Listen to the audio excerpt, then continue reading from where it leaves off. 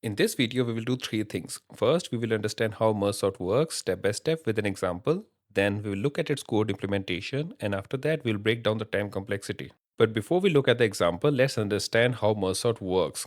Mergesort is a classic divide and conquer algorithm. Mergesort works by recursively dividing the array in half until we are left with single elements.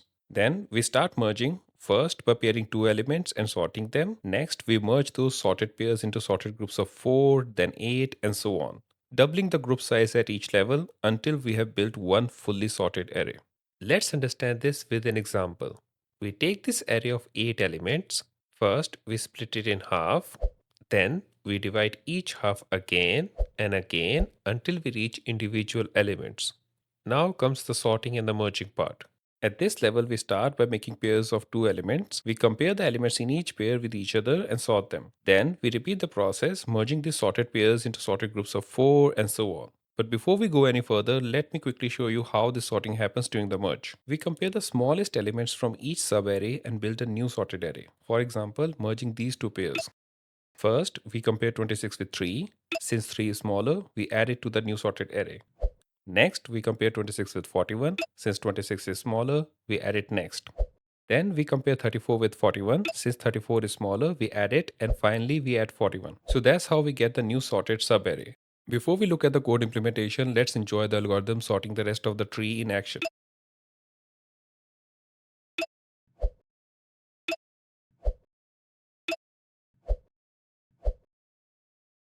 Each merge step results in new sorted array.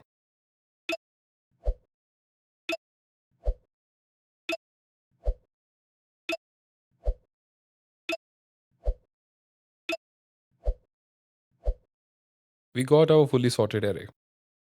Now let's dive into the code implementation in Python. First, in the merge sort function, we check if the array has 1 or 0 elements. If so, we return it because a single element is already considered sorted. If not, we split the array into two halves using the midpoint. We then recursively call merge sort on each half.